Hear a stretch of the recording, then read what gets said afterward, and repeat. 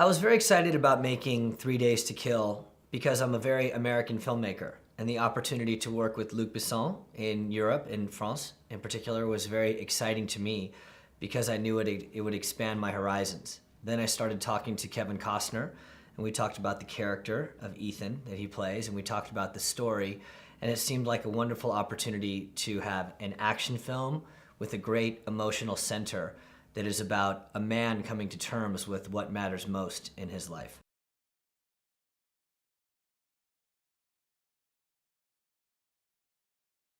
I'm a huge fan of Luke's. Luke wrote the script with a guy who I knew from America named Adi Hassak, and I responded to the mix of styles that the script represents. So I like that challenge in the interest of bringing it all together in one cohesive film.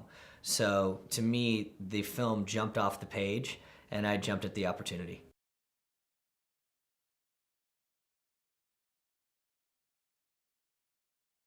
He's someone that spent too much time at work and has therefore lost touch with what matters most in life. And I think that's a theme that many people can relate to in the real world. Many of us spend too much time on things that matter less than that which matters the most to us. And that's what this film is ultimately all about. And Kevin and I got to talking in Santa Barbara, California, and we connected over the character and the take on the character. And selfishly, I wanted to be the beneficiary of working with an Academy Award-winning director. So we had a great many conversations about what we were doing, and it was very enjoyable. And Kevin's a tremendous talent, and we feel lucky to have him.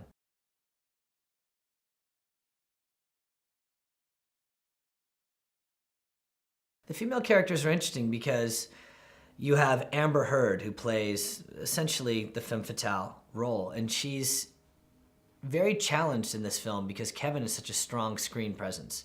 So I got to Amber early and I said, you need to be very strong or you're going to be overwhelmed by Kevin in each and every shot.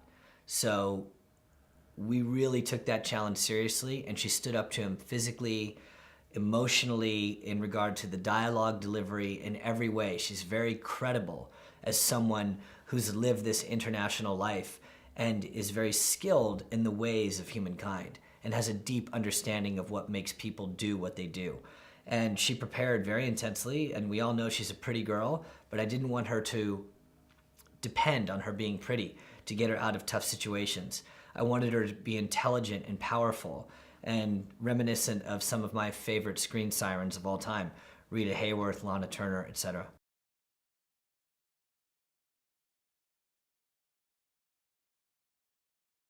We have Connie Nielsen, who grounds the film by playing the ex-wife Christine of the Ethan character. And she's very compelling because she's a bit of an expatriate who's now living in Paris. And Connie is very international in her path.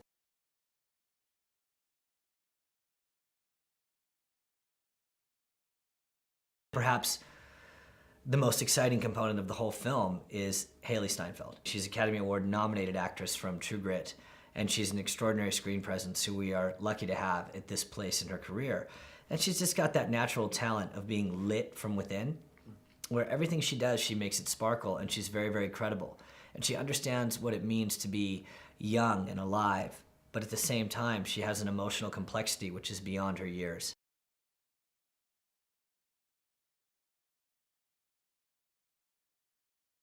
She's Academy Award nominated actress from True Grit, and she's an extraordinary screen presence who we are lucky to have at this place in her career. And she's just got that natural talent of being lit from within, where everything she does, she makes it sparkle, and she's very, very credible. And she understands what it means to be young and alive, but at the same time, she has an emotional complexity which is beyond her years.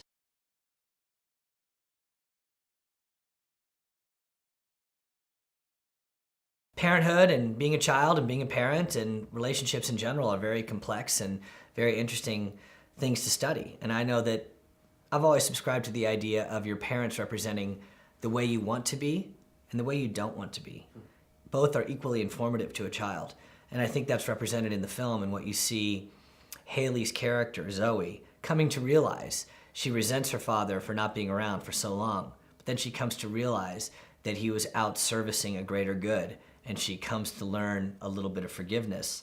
And she can now make those decisions. In this way, I want to be like my dad, and in this way I don't want to be like my dad. And I think that's successful parenting.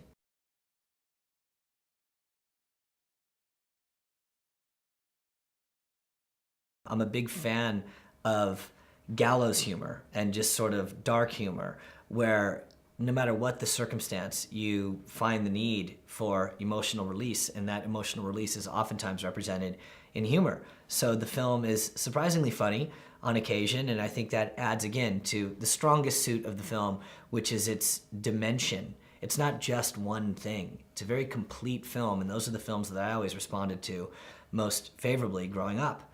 And I'm a child of the cinema, so I like to laugh, I like to cry, I like action, I like relationships, and I like films that represent a great many human emotions.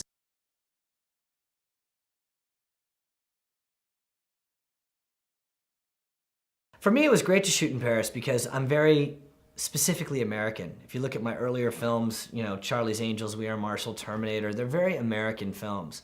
And my style is very Americana. And I knew that it was time for me to expand my horizons. And there's a decidedly French crew on this film. Luc Besson has written the script, and everybody's speaking in French day in, day out on the set, and it affects you. And the approach to filmmaking, the camera package, the crew, every single thing that goes into the tactile experience of making a film is very, very different in France than it is in the United States. And I embrace that. And occasionally I would be puzzled by choices or things that were going on, but I always tried to lean into it and embrace it to the best of my ability.